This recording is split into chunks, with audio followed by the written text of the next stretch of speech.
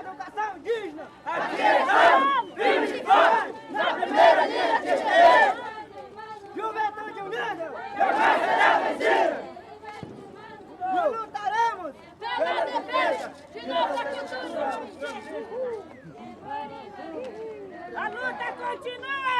Unidos venceremos. A luta continua! E dia 26 ontal, Washington, aí minha outra organização, rua de organização, me rapi yang makannya berdiri ke dalam pi, aí de bloco kita Jacob buat organização para ali, e aí de kuah minha professor aí kuah, aluno berkuah hingga penusian mengkopian. Macari, cadê o Macari? Essa foi.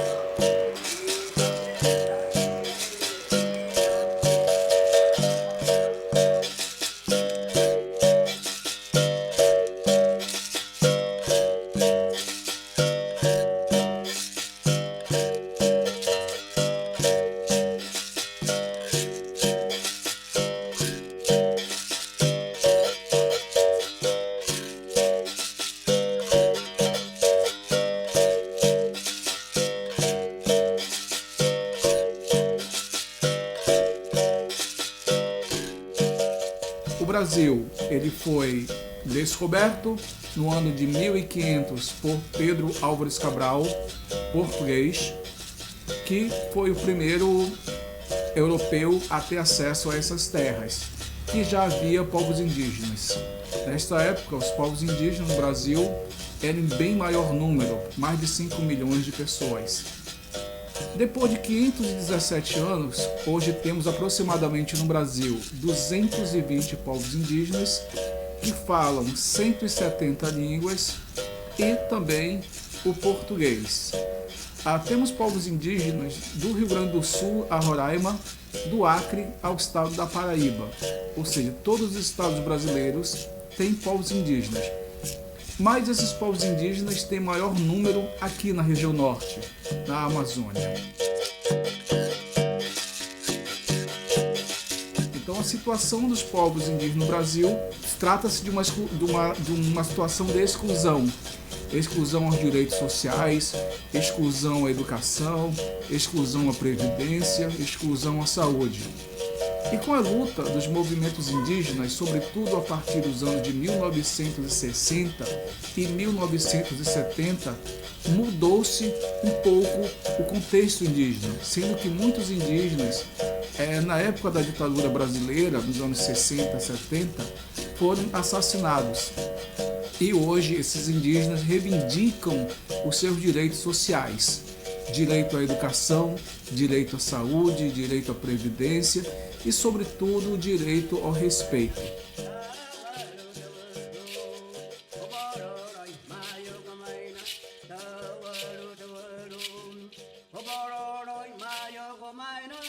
Das 8 constituições federais que o Brasil teve, apenas a Constituição de 1988, que é a chamada Constituição Cidadã, é que garante os direitos indígenas, em seu artigo 231, que fala sobre o direito indígena e a necessidade de demarcação de suas terras e a necessidade do respeito à sua cultura. Outro artigo também que discute a questão do direito indígena dentro da Constituição é o artigo 210, que fala sobre a necessidade de uma educação bilíngue que respeite a cultura indígena. Outra legislação também muito importante para o direito indígena é o artigo 78 da LDB, que é a Lei de Diretrizes e Bases de Educação Nacional. Nesse artigo 78, fala sobre a necessidade e o direito dos povos indígenas conhecerem as tecnologias, conhecerem o contexto cultural do não indígena e ter uma educação diferenciada, bilíngue e intercultural.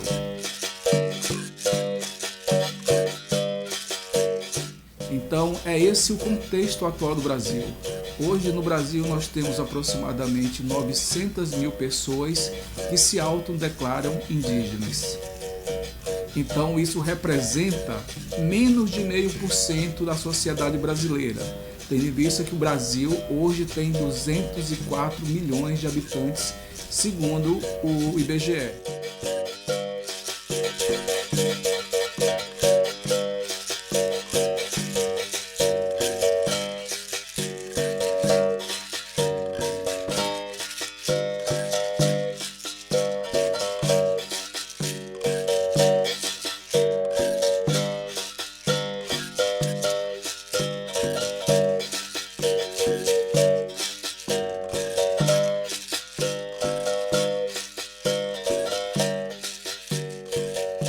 Infelizmente, o governo Temer é um governo golpista, um governo ilegítimo e um governo que não respeita ninguém, menos ainda os povos indígenas.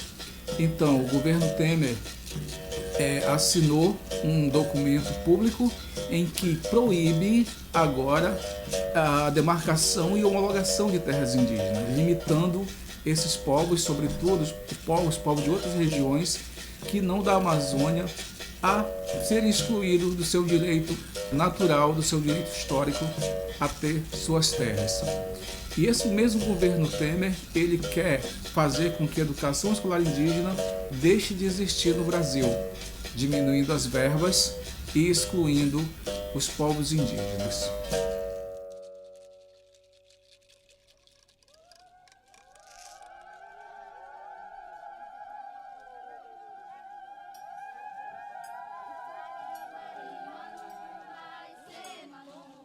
Em Roraima, em setembro do ano de 2015, tivemos uma greve dos professores indígenas da rede estadual, que reivindicavam, entre outras coisas, a sua inserção no Plano Estadual de Educação, sendo que a educação escolar indígena é um direito garantido por lei, mas o estado de Roraima não estava cumprindo esta lei.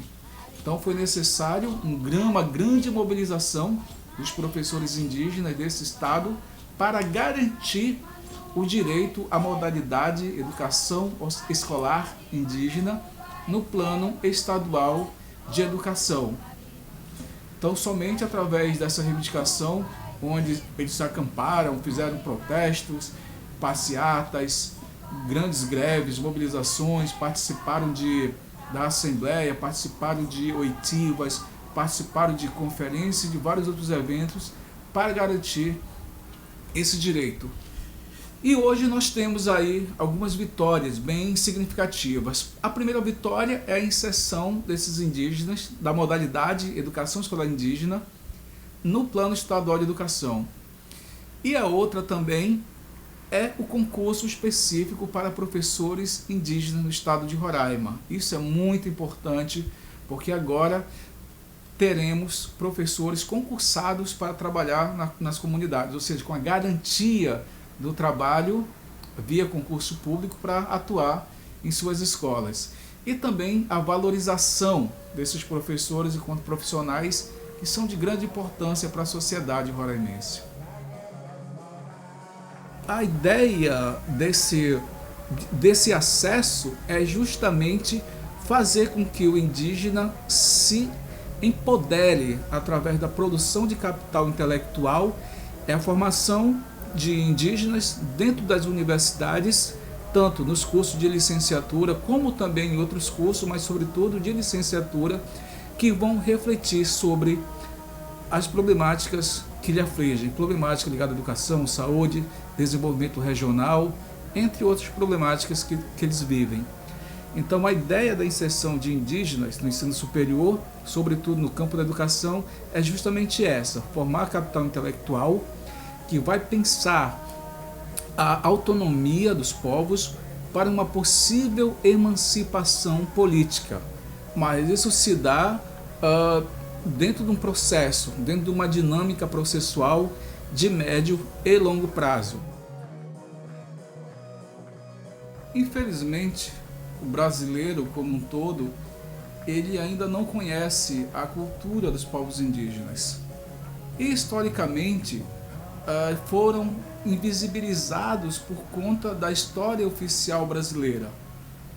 Nos livros didáticos, por exemplo, os indígenas são vistos como seres coletores, pescadores, caçadores e comedores de raízes, enquanto, na verdade, são sociedades e são sujeitos dotados de cultura, são sujeitos dotados de história, são sujeitos e povos dotados do modo vivendis e operandis, aquilo que conduziu suas vidas durante séculos, bem antes da chegada do colonizador nessas regiões. E a legislação brasileira, como a própria política em si brasileira, sempre invisibilizou o indígena, dizendo que eram seres que já estavam naturalmente excluídos do contexto político pela sua própria condição de ser, ou seja, eram seres que viviam nas florestas, nos lugares longínquos, e que o processo de desenvolvimento brasileiro teria que acontecer. Na Amazônia, isso foi muito presente na abertura de estrada e construção de hidrelétricas e também de cidades, onde muitas hidrelétricas e muitas estradas foram abertas onde existiam povos indígenas. E aí então, no imaginário social dominador, colonizador, esses povos atrapalhavam o desenvolvimento, já que na época da ditadura militar existia a lógica desenvolvimentista brasileira, ou seja, o país queria sair da condição agrária e passar a ser um país industrializado, um país que fosse ligado por estradas e que não houvesse mais o isolamento. E o que aconteceu foi uma política que não se levou em conta a diversidade, sobretudo a diversidade desses povos. E esses povos não foram respeitados. E aí a história mostra que houveram muitos assassinatos de indígenas no país, mas que infelizmente até hoje nenhum dos governos brasileiros teve um olhar sensível para este acontecimento que teve na história brasileira. Hoje o indígena, ele enquanto sujeito que percebe o seu direito e sobretudo reivindica seu direito, e esse direito é expresso aqui na nossa Constituição brasileira. E nesse outro livro que mostra toda a legislação brasileira voltado aos povos indígenas. Para que os indígenas tivessem esse direito, foi necessário muita luta social, muita articulação com as forças progressistas contra esse modelo conservador de sociedade. E, infelizmente, por conta do processo bélico, por conta do processo etnocêntrico, por conta desse processo dizimador, muitos indígenas foram realmente dizimados, pisoteados. E hoje esses indígenas reivindicam mais do que nunca a identidade, ou seja, o direito de ser quem são. E o direito de ser brasileiro, mas ser um brasileiro com uma identidade própria. Ser brasileiro dotado de direitos e deveres, mas com uma identidade própria e características próprias. O índio brasileiro está reivindicando a sua identidade, reivindicando o seu lugar no espaço, no tempo e no espaço.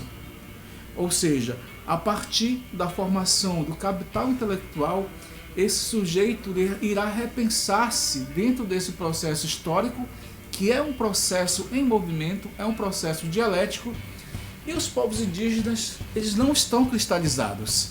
Eles vivem esse processo, esse momento histórico em que o processo de mudança, de mutabilidade está constante.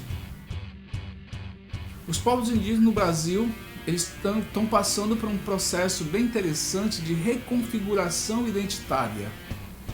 Reconfiguração identitária, revitalização da língua e repensar-se enquanto um sujeito político, que até então não se pensava enquanto sujeito político no sentido da representatividade. E sim se pensava numa política de mobilização para garantia de terras, garantias de educação, mas hoje urge essa necessidade de índios no parlamento, índios na mídia, índios dentro das universidades como alunos e como professores, para pensar a sua realidade, ou seja, a necessidade da autonomia intelectual, no sentido gramsciano do ser. Então, os indígenas pensarem com cabeças próprias e andarem com pernas próprias, subsidiados pela relação entre o conhecimento científico e o conhecimento tradicional. Nós vivemos num contexto de contemporaneidade, numa sociedade em rede, numa sociedade em que a complexidade das relações estão presentes, a volatilidade das relações estão presentes. Uma sociedade líquida, uma sociedade que se adapta a esse contexto de grande velocidade de transformações. Então, como é que fica o indígena dentro desse processo histórico? Então, é necessário começar a refletir sobre o seu papel dentro do contexto histórico, não meramente enquanto um indivíduo, mas agora enquanto sujeito, um sujeito que pode transformar, um sujeito que pode criar, que é um sujeito criativo, e um sujeito que pode intervir, que é extremamente necessário a intervenção desses sujeitos a partir do conhecimento, pois as armas são outras. As armas não são mais os arcos e flechas, as armas não são mais as bordunas, ou os tacapes, ou as lanças. A arma é o conhecimento, isso que está expresso aqui, o bom uso da lei, a instrumentação da lei, a interpretação das informações e a relativização das informações, para se pensar o novo. As pessoas que desejam que só seja quinta-feira, vem para o lado direito.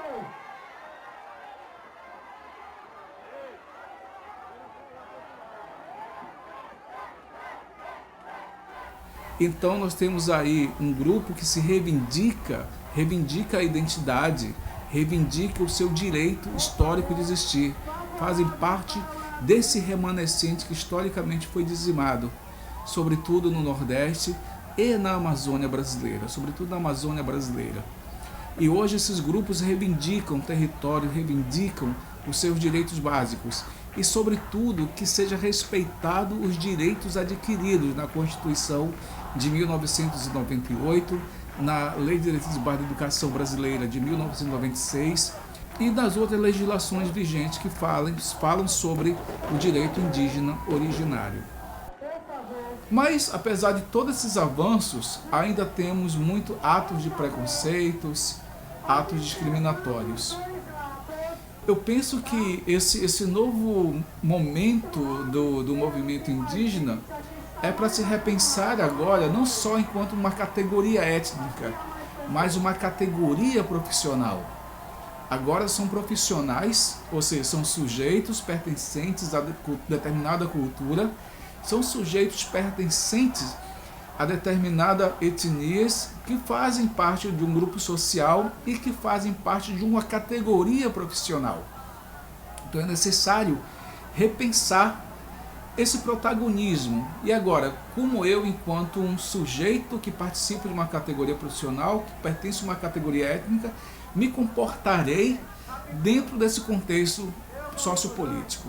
Então é um momento muito interessante de repensar as atuações, de repensar os modelos representativos, os modelos políticos e, sobretudo, a intervenção.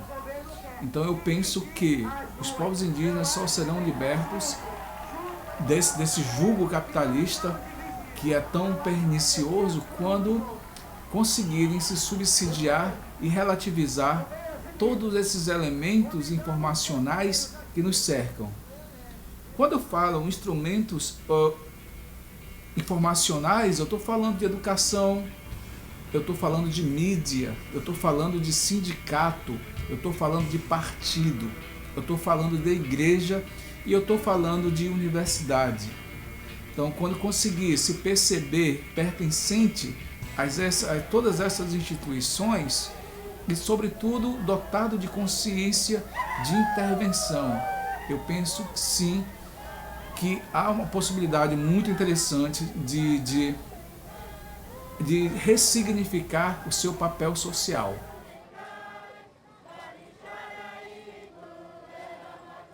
Para um estado como Roraima, que é considerado um estado anti-indígena, um estado preconceituoso, que tem na sua história os conflitos muito latentes, em que o indígena ele sempre ficava à mercê, ficava excluído e era vítima das violências físicas, violências psicológicas, enfim, violências políticas também. Então, é um pouco disso que nós pensamos para os povos indígenas, que os direitos sejam respeitados, mas não é só pensar que os povos indígenas têm direito, mas que têm deveres também. Ou seja, de contribuir não só com a comunidade, mas também com a sociedade como um todo, que afinal é dinheiro público que está sendo investido na formação desse segmento, dessas pessoas. E nada mais justo que ter um retorno para a sociedade deles e ter um retorno para a sociedade nacional como um todo.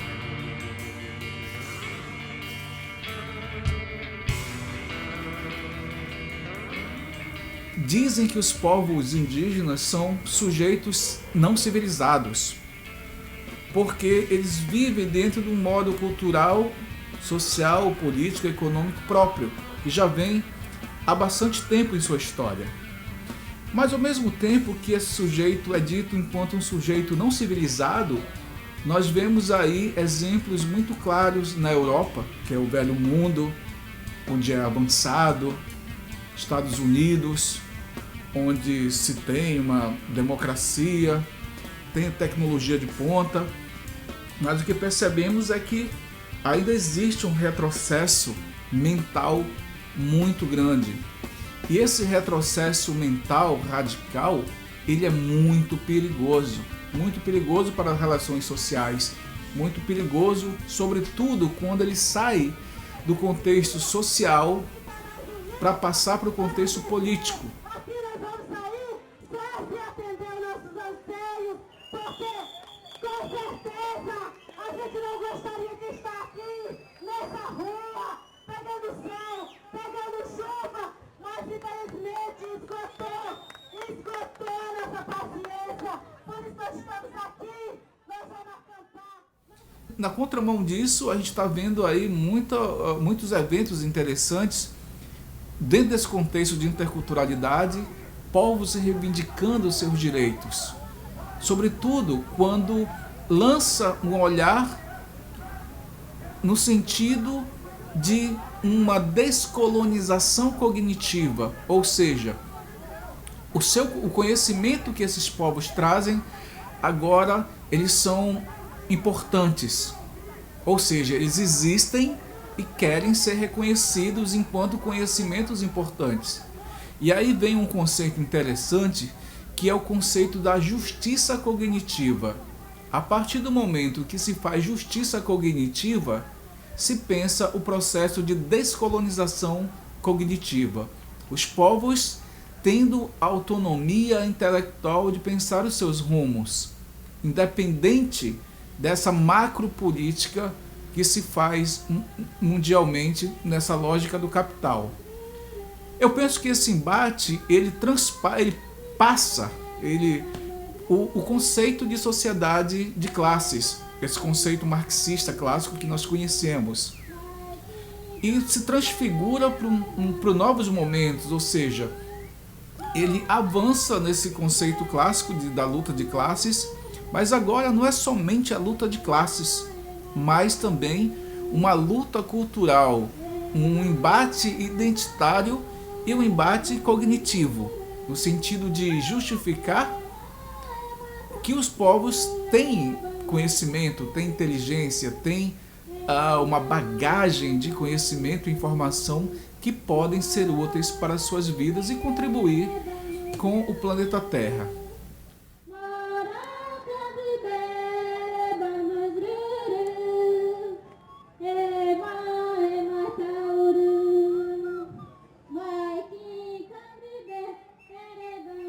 Em relação a isso, por exemplo, na Amazônia é a maior floresta do planeta e nós temos aqui riquezas muito significativas. Temos riqueza vegetal, temos uma flora muito diversa, temos povos indígenas, povos quilombolas, povos ribeirinhos e os povos urbanos.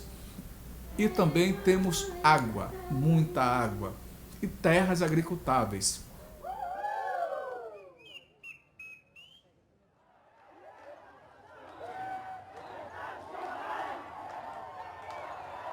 O que nós percebemos é que existe, sobretudo pela bancada ruralista, que é a bancada composta por donos de grandes latifúndios, empresários, é uma intenção de barrar a demarcação de terras indígenas no Brasil para que essas terras se tornem latifúndios, que sejam terras usadas no agronegócio, que são produções de monocultura, como a produção de soja e a produção de milho, sendo que essa produção ela não fica no Brasil, ela atende o capital internacional.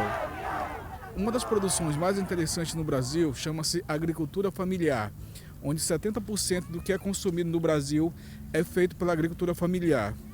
Do outro lado, nós temos uma economia chamada economia indígena, onde os indígenas estão começando a produzir alimentos e produzir outros subsídios que são interessantes na indústria brasileira e, sobretudo, na alimentação do brasileiro. Tendo em vista que o Brasil, há algum tempo, ele vem assumindo uma política chamada política de segurança alimentar, ou seja, tirar a população do contexto de fome que o Brasil vinha sofrendo. Uma outra coisa, eu disse a vocês e espero que vocês não tenham esquecido de que o dia que houver um acordo, nós comunicaremos a vocês. Não é para se deixar se enganar por boato. O dia que sair um acordo, é vocês que irão decidir se aceita ou não.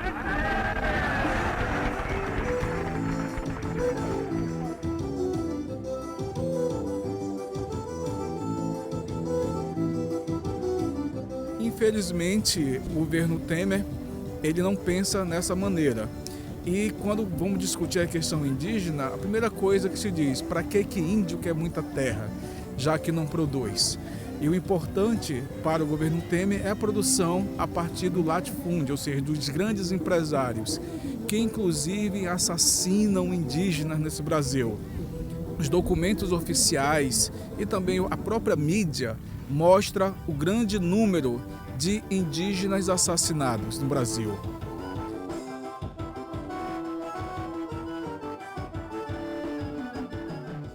Portanto, todo esse avanço, que é um avanço constitucional, ele está de alguma maneira ameaçado por conta dessa política neoliberal que agora ela se reimplanta no Brasil e se implanta com muita força. O apoio da mídia, com o apoio do grande empresariado e com o apoio da classe média brasileira.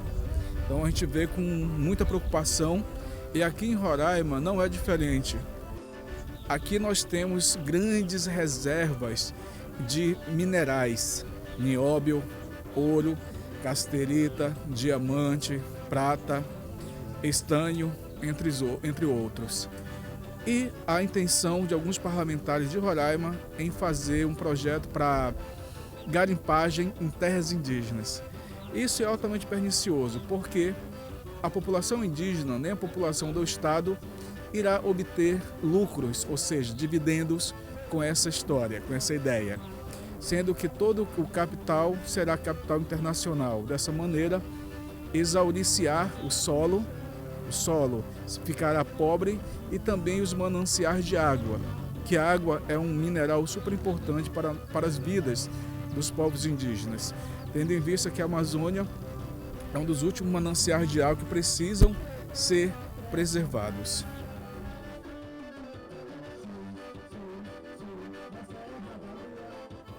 Então, o capital ele tem interesse aqui na Amazônia justamente por conta dessas riquezas. E uma das lógicas de invasão e uma das lógicas para justificar uma possível invasão é justamente essa de desclassificar os conhecimentos tradicionais e justificar a partir de um conhecimento científico com o objetivo de solidificar um pensamento único e que esse pensamento único vai servir apenas por um processo de neocolonização. Neocolonização não só territorial, mas uma neocolonização cultural também. Isso é pernicioso.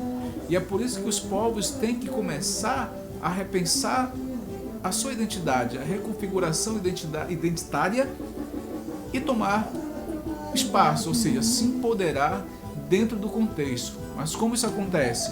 Com a produção de capital intelectual, tomada de posição e empoderamento a partir da intelectualidade. É um pouco disso que nós pensamos que a gente pode fazer esse processo de descolonização e pensar uma nova sociedade.